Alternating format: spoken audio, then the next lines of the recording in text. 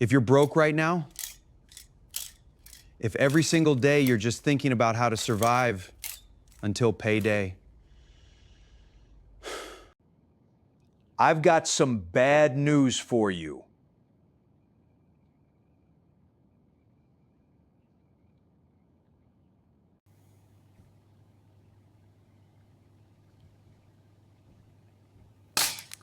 But I've also got some good news. One simple thing I did myself when I was completely broke brought me my first $1,800 in just 14 days. Do this if you're broke. Watch until the end. I, John D. Rockefeller, have lived through poverty and built the greatest fortune the world has ever seen. I know the bitter taste of an empty pocket as well as the heavy weight of gold. When a man comes to me and confesses he is broke, I do not pity him, nor do I scorn him. I instruct him. For poverty is not a permanent condition. It is a state of mind, a set of habits, and a series of decisions that can be reversed by any man with the will to think clearly and act with discipline. Let me tell you plainly, being broke is not a tragedy. Being broke and refusing to change, that is the tragedy.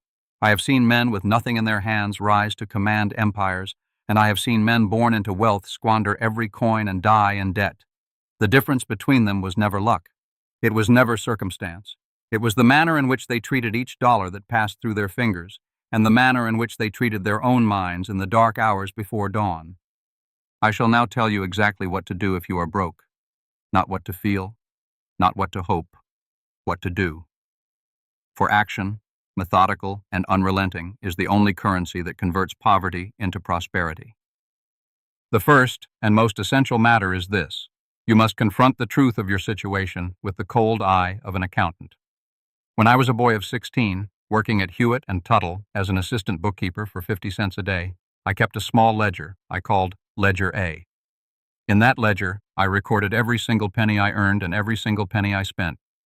Not approximately, not the larger sums. Every penny. If I bought a loaf of bread, it was written down. If I gave a few cents to the church, it was written down. If I purchased a pencil for my work, it was written down. That ledger taught me more about business than any university could have taught me, and I carried it with me until the end of my days. I have it still in my memory as if I held it in my hand. If you are broke, this is your first command.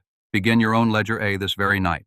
Take a notebook, take a sheet of paper, take anything, and write down every cent of income you have received in the past month and every cent you have spent. Spare yourself no embarrassment. Hide nothing from yourself. The man who lies to his ledger lies to his future. When you see the truth written in your own hand, you will discover something remarkable. You will see precisely where your money is bleeding away. You will see the small purchases that have eaten your wages. You will see the subscriptions, the indulgences, the conveniences that have devoured what should have been your capital. Most men who are broke do not have an income problem. They have a leakage problem. Their money flows in through one door and rushes out through 20 others, and they never bother to count the doors. Close the doors. That is the first step. The second matter I must impress upon you is the principle of paying yourself first. When I earned my first wages as a young clerk, I made a vow before God that I would set aside a portion of every dollar I earned before I spent a single cent on myself or any other obligation. I gave the first portion to the church, as I was taught, and the second portion I placed into savings. Whatever remained, and only whatever remained, was available for my needs. This habit, formed when I was earning less than $4 a week, was the foundation upon which I later built Standard Oil. For a man who cannot save on $4 a week will not save on 4,000. The amount is not the matter. The discipline is the matter. If you are broke and you say to me, Mr. Rockefeller, I cannot save, for I have nothing to save, I tell you that you are mistaken. You can save 1 cent of every dollar. You can save 5 cents. The sum is meaningless. What is meaningful is that you establish the muscle, the habit, the unbreakable law within yourself that a portion of all you earn is yours to keep. Most men spend everything they earn and call themselves unfortunate. They are not unfortunate. They are undisciplined. Now I shall speak to you of something that troubles my heart when I observe the modern world. Men today are taught to consume before they produce. They are taught to display wealth they do not possess in order to impress people they do not know. This is madness. In my time, a man's suit might be modest, his house might be plain, his carriage might be simple, but his bank account was robust and his credit was unimpeachable. Today, I observe men driving expensive carriages while owing money on every side, and they wonder why they are broke. They are broke because they have purchased the appearance of wealth instead of wealth itself. Appearance costs money. Wealth produces money. Choose which you will pursue. If you are broke, sell what you do not need. I mean this seriously. Look about your dwelling. How many things do you possess that you have not used in a year? How many garments hang in your closet that you have not worn? How many tools, devices, ornaments, and idle objects surround you? Each of these is dead capital. Convert them into living capital. A man who is drowning does not refuse to throw cargo overboard because the cargo was once dear to him. He throws it overboard because he wishes to live. Treat your idle possessions the same way. They are weighing you down. Lighten the ship. I must now tell you of the central principle that governed every decision I made throughout my long career. That principle is this: a dollar saved is worth more than a dollar earned because the dollar earned is taxed, spent, and dissipated, while the dollar saved compounds and grows in silence while you sleep. I learned the power of compound interest as a young man, and I never forgot it. A small sum, invested with patience and protected from foolish loss, becomes a great sum in time. Time is the most powerful ally of the saver and the most ruthless enemy of the debtor. If you owe money at interest, time is consuming you. If you possess money at interest, time is feeding you. Decide which side of that equation you wish to stand upon. This brings me to the matter of debt. If you are broke and in debt, you must understand that you are not merely poor, you are working for another man without wages. Every dollar of interest you pay is a dollar of your labor donated freely to your creditor. I have employed thousands of men in my life, and I assure you that no man worked for me without wages. Yet millions of men today labor for their creditors without wages and call themselves free. They are not free. They are bound by chains of their own forging. The remedy is harsh but simple. Attack your debts with violence. List every debt you owe, from the smallest to the largest, with the rate of interest beside each one. Then assault the most expensive debt with every spare cent you possess until it is destroyed. When it is destroyed, turn your attention to the next. Do not pay the minimum and call it virtue. The minimum is the chain that the creditor designed to keep you bound forever. Break the chain by paying more than the minimum, by paying as much as you can possibly bear, by sacrificing comforts and indulgences until the debt is annihilated. I shall now share with you a personal story that I have rarely discussed. When I was 20 years old, I formed my first business with a man named Maurice Clark. We called ourselves Clark and Rockefeller Commission Merchants. To begin this business, I needed $2,000. I had saved a portion of this sum through years of careful discipline, but I required more. I went to my father, a difficult and unreliable man, and he agreed to lend me $1,000 at 10% interest. 10%. From my own father. I did not complain. I did not protest. I accepted the terms, and I paid that loan back on time with every cent of interest before the date he had specified. That experience taught me two lessons that I carry with me still. First, no one will give you money for nothing, not even your own blood. Second, the man who pays his debts on time and in full establishes a reputation that becomes more valuable than the money itself. My credit was unimpeachable from that day forward, and that credit allowed me to build everything that followed. If you are broke, your reputation is the one asset that costs nothing to build and is worth everything once built. Pay your obligations on time. Speak honestly. Deliver more than you promise. Be precisely where you say you will be at precisely the hour you said you would be there. Most men are unreliable, and so the reliable man stands out like a lantern in a dark street. Become that lantern, and opportunities will find you. Now let us speak of income, for though saving is the foundation, you cannot save your way out of poverty alone. You must also increase what comes in. And here I must correct a common error.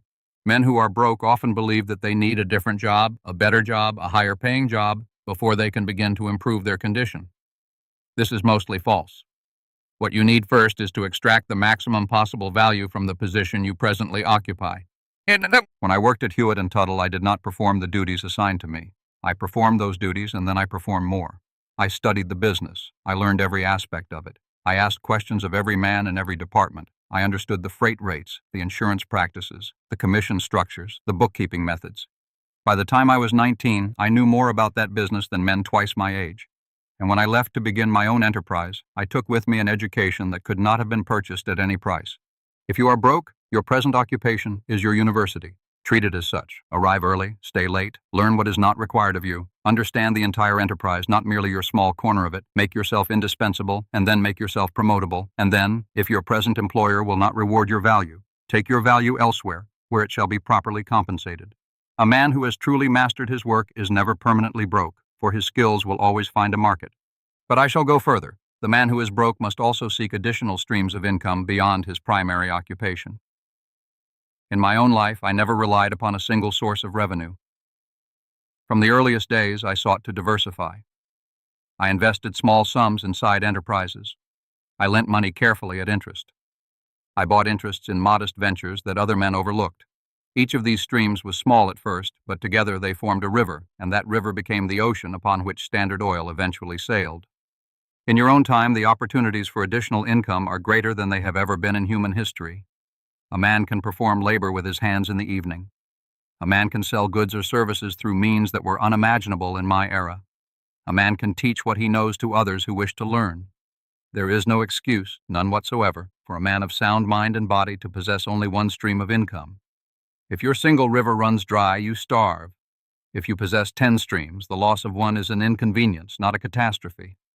I shall now address the matter of investment, which is the proper destiny of every saved dollar. Saving is not the end. Saving is the means. Money that sits idle loses its value to inflation and to opportunity. Money that is invested wisely grows. But here I must caution you with great seriousness. Do not invest in what you do not understand. I have observed throughout my life that men who are desperate to escape poverty are precisely the men most likely to lose what little they have to schemes, speculations, and promises of quick wealth. There is no quick wealth. There is only the slow, patient, compounding accumulation of capital deployed in productive enterprises that you understand thoroughly. When I built Standard Oil, I did not gamble. I did not speculate. I studied the oil business with relentless thoroughness for years before I committed serious capital to it. I understood the refining process, I understood the transportation costs, I understood the markets, I understood the competition. When I finally moved with my full force, I moved with the confidence of a man who knew every variable. That is the only manner in which to invest. If you do not understand a thing, do not place your money in it. If you understand a thing, study it more deeply still and then commit with patience. For most men who are broke, the proper investments are the most boring ones. Index funds that follow the broad market. Modest holdings in solid businesses. Real estate purchased at sensible prices and held for long periods. These instruments will not make you rich in a year. They will make you wealthy in 20 years. And 20 years pass whether you have invested or not. 20 years from now, you will either be a man with substantial accumulated capital or a man with nothing. The choice is made today in the small decisions you make about your earnings. I must now speak of something deeper than money. The man who is broke often suffers from a condition I shall call poverty of mind, which is far more serious than poverty of purse. He believes that wealth is for others. He believes that the system is against him. He believes that he was born unlucky, or that the powerful will not permit him to rise, or that opportunity has passed him by. These beliefs are the true chains. The chains of debt can be broken with effort. The chains of belief can imprison a man for his entire life. I, who began with nothing and built what I built, tell you with the full authority of my experience, the world does not care about you, and that is your greatest opportunity. The world does not conspire against you. The world is indifferent, and in indifference there is freedom. No one is preventing you from saving. No one is preventing you from learning. No one is preventing you from working harder than your competitors. No one is preventing you from arriving early, staying late, and treating every dollar with respect.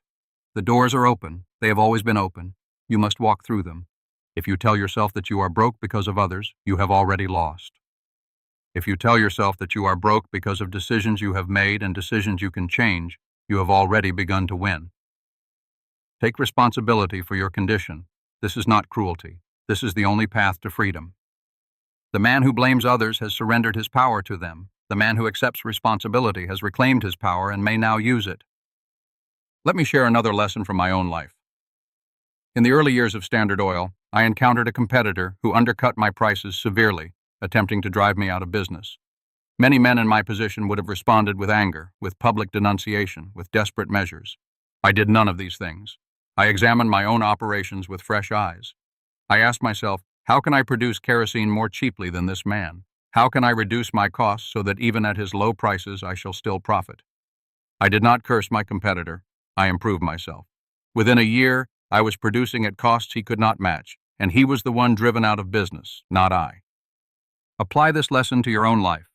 When you face difficulty, do not curse the difficulty. Improve yourself until the difficulty is no longer an obstacle. When prices rise, do not complain about prices. Increase your earnings or reduce your consumption. When opportunities seem scarce, do not lament the scarcity. Become so skilled and so reliable that opportunities seek you out. The world rewards those who adapt. The world is merciless to those who only complain. I shall now speak to you of how these principles apply in your present age, which differs from mine in many ways, though the underlying laws of money have not changed in the slightest. In your time, information is freely available that in my day required years of effort to obtain.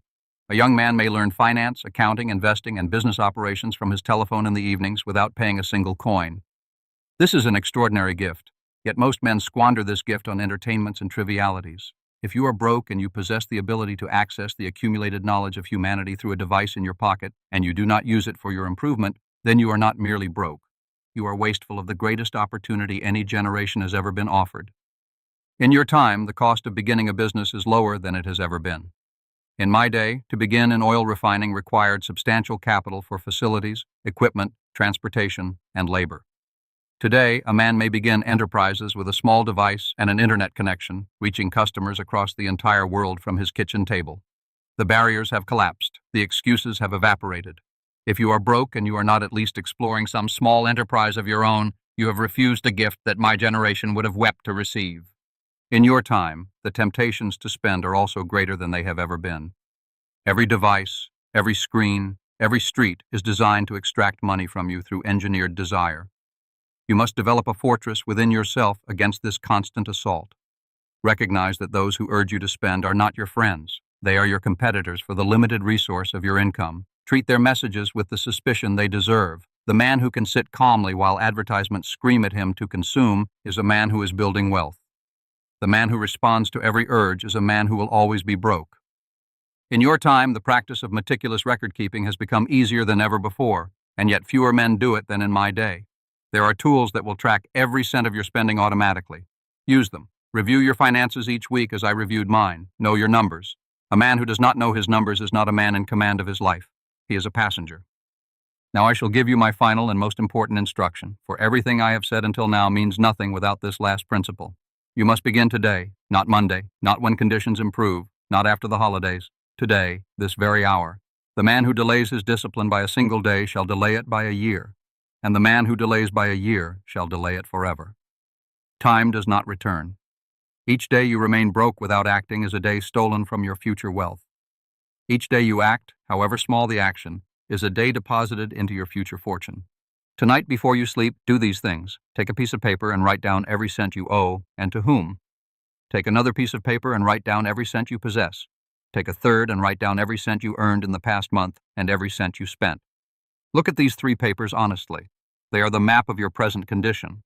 Then write down one decision, one change, one discipline that you shall begin tomorrow morning. It need not be enormous. It need only be real, and it need only be kept. Perhaps you shall save $1 from every 10 you earn. Perhaps you shall eliminate one unnecessary expense. Perhaps you shall begin learning a skill that shall increase your income. Whatever you choose, keep it without exception for 30 days. At the end of 30 days, add a second discipline. After 90 days, add a third.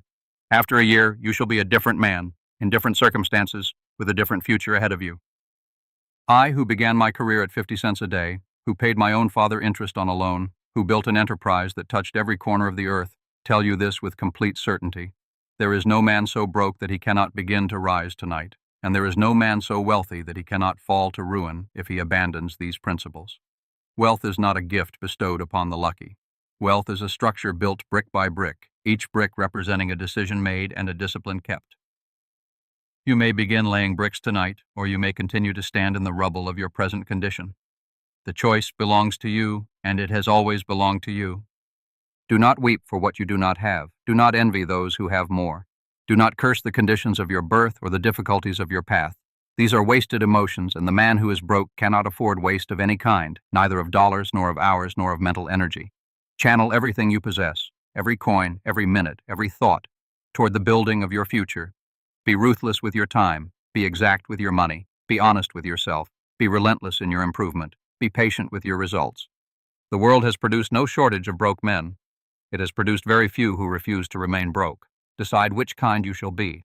Decide tonight, and let no power on earth move you from that decision until you have built what you have set out to build. I have given you what I know.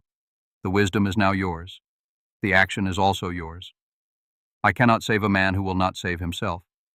But for the man who will, for the man who reads these words and feels them strike a fire within his chest, I tell you with the full weight of all that I have witnessed and built. You shall rise. You shall rise because the laws of wealth do not change, and because they reward, with absolute consistency, those who obey them. Begin tonight. Keep your ledger. Pay yourself first. Destroy your debts. Multiply your income. Invest only in what you understand. Reject the appearance of wealth in favor of wealth itself. Take responsibility. Improve relentlessly. Move with patience and with iron discipline. This is what I, John D. Rockefeller, would do if I were broke. And this is what I command you to do if you possess the courage to obey. Now go, light your lamp, open your ledger, the work begins.